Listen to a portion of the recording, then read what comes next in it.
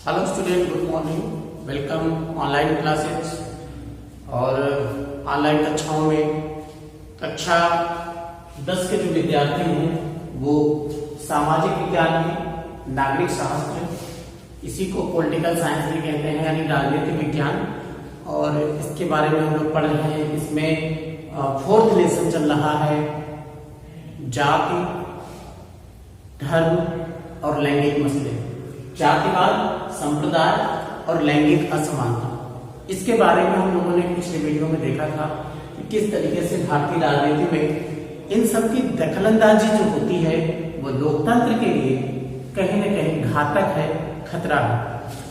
आज हम लोग इसी कड़ी में, इसी लेसन की जो है कुछ चीजें पढ़ेंगे कि किस तरीके से भारतीय समाज में जो जातिवाद है इसके बारे में बात करेंगे। जो जातिवाद है वो किस तरीके से खतरा उत्पन्न करता है, क्यों लोकतंत्र के, एक आदर्श लोकतंत्र की स्थापना में जातिवाद जो है वो बाधा उत्पन्न करता है। तो हम लोग देखेंगे कि जो जातिवाद है वो लोकतंत्र का विरोधी है। इसको समझिए कि जातिवाद लोकतंत्र का विरोधी है। हम लोगों ने पिछले वीडियो में देखा था कि कैसे हम आंखें बंद करके अपने प्रत्याशियों का चयन कर लेते हैं केवल जाति के आधार पर। उसकी योग्यता और अयोग्यता को हम लोग नजरअंदाज कर देते हैं, बिल्कुल भी उस पर ध्यान नहीं देते हैं कि कौन योग्य है, कौन अयोग्य है, कौन चरित्रवान है, कौन हमारे क्षेत्र का विकास कर सकता है। केवल हमको जातिवाद दिखती है और जिसकी मानसिकता, जिसकी सोच जातिवाद पे आधारित है, उस क्षेत्र का विकास नहीं हो पाता है, बल्कि उस जाति का विकास होता है, उस क्षेत्र में सभी जातियों का विकास नहीं होता। तो ये सारी चीजें जो संकीर्ण सोच है जातिवाद से संबंधित, वो कहीं न कहीं लोकतंत्र के लिए बहुत बड़ा खतरा है। तो हम लोग यहां पर देखेंगे कि जातिवाद लोकतंत्र का विरोधी तो है ही है, साथ में समाज में भेदभाव और विद्वेष की भावना भी पैदा करता है। समाज में जब भी कोई हिंसक दंगे होते हैं उसमें जातिवाद मुख्यतः कारण होता है, हम लोग देखते हैं। इस तरह से हम देखें तो जातिवाद जो है उससे बहुत सारी हानियां होती हैं। सबसे पहले जो हानि है वो है राष्ट्रीय एकता के लिए घातक।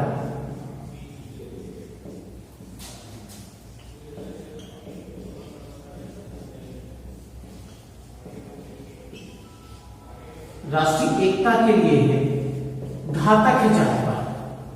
अब राष्ट्रीय एकता के लिए कैसे घातक है, वो देखेंगे कि जातिवाद जो है वो राष्ट्रीय एकता के लिए घातक होता है, क्योंकि जातिवाद की भावना से पीड़ित व्यक्ति राष्ट्रीय दृष्टिकोण से विचार न करके जातीय दृष्टिकोण से सोचने लगता है। उसको राष्ट्र नहीं दिखता है, उसके राष्ट्र की उन्नति का बिल्कुल भी ख्याल नहीं रहता है। उसको राष्ट्र की उन्नति से कोई मतलब नहीं, कोई लेना देना नहीं। राष्ट्र विकसित हो या अविकसित हो, उससे नहीं लेना देना। वो सिर्फ और सिर्फ अपनी जाति के बारे में सोचता है। उसका जो दृष्टिकोण है, जो उसका विचार है, वो केवल जो है जाति से संबंधित होती है, जिससे कि लोकतंत्र की स्थापना में कहीं न कहीं बाधा उत्पन्न होती है। इस तरीके से जो जाति है वो राष्ट्रीय एकता के लिए घातक है। लोगों में राष्ट्रीय एकता की भावना पनपने नहीं देती है, उगने नहीं देती है। तो जातिवाद जो है वो बहुत बड़ा खतरा है यहाँ पे। आगे हम लोग देखेंगे कि जातीय एवं वर्गीय संघर्ष,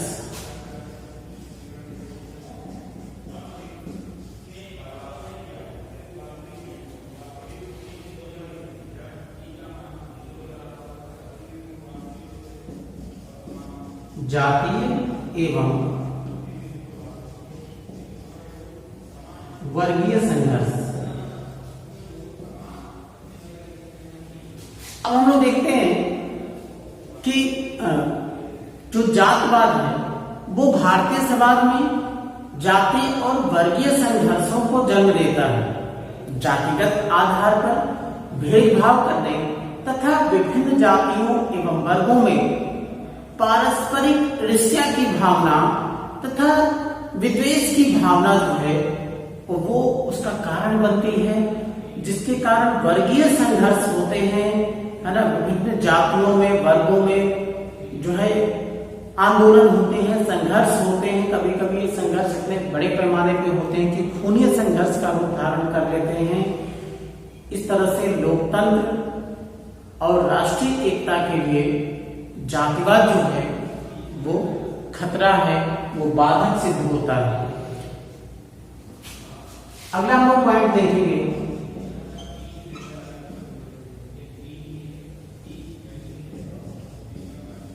राजनीतिक भ्रष्टाचार।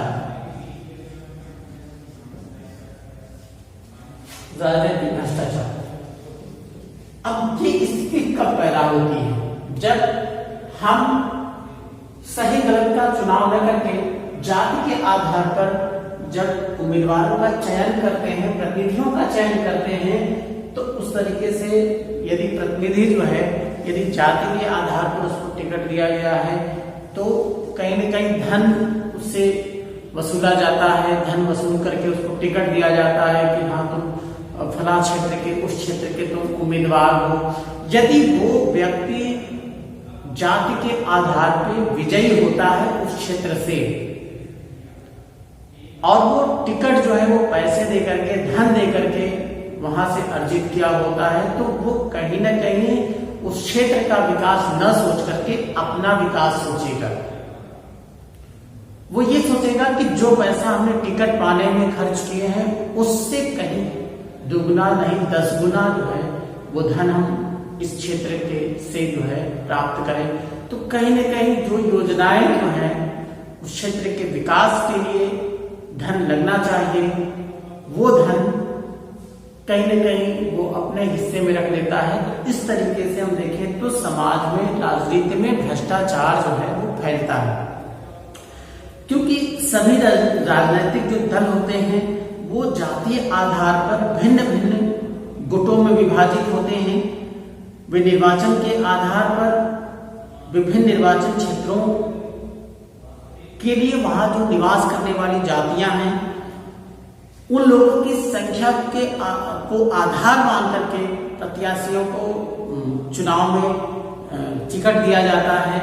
ऐसे जातिगत आधार वाले प्रत्याशी अपने ही जाति के मतदाताओं से समर्थन और वोट देने की अपील भी करते हैं, जिसके कारण लोकतंत्र की लोकप्रियता जो है वो उसमें कहीं न कहीं कमी आती है। राजनीतिक भ्रष्टाचार जो है उससे बढ़ता है, पनपता है। ये सारी चीजें जातिवाद से होती है। अब हम लोग अगला पॉइंट देखेंगे, राजनीतिक पतन, नैतिक पतन, नैतिक पतन। व्यक्ति का नैतिक पतन जो है कब होता है?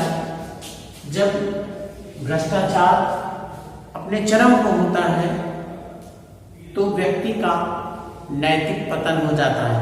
हम लोग देखेंगे कि जातिवाद की भावनाओं से प्रेरित व्यक्ति अपनी जाति के व्यक्तियों की उचित अनुचित सभी प्रकार की सुविधाएं प्रदान करने के लिए अनैतिक कार्य भी करने लगते हैं। यानी अपने जाति और धर्म से संबंधित अच्छी चीजों को लाने के लिए वो गलत चीजों का, गलत रास्ते का भी इस्तेमाल करते हैं। जिस सारी चीजें होती हैं तो अपनी जाति की व्यक्तियों को उचित अनुचित सभी प्रकार की सुविधाएं प्रदान करने के लिए अनैतिक कार्य भी करते हैं, जिससे समाज में नैतिकता का पतन होने लगता है और ये जो है लोकतंत्र के लिए कहीं न कहीं घातक है, हानिकारक है। तो ये सारी चीजें जो है वो जातिवाद के कारण होती है और भी बहुत सारे कारण हैं जो जाति के आधार पर जो भेदभाव होते हैं राजनीति में, लोकतंत्र में, उसका बुरा प्रभाव पड़ता है। आदर्श लोकतंत्र को स्थापित करने में बाधा उत्पन्न होती है। ओके स्टूडेंट, आज के लिए इतना ही। Good bye.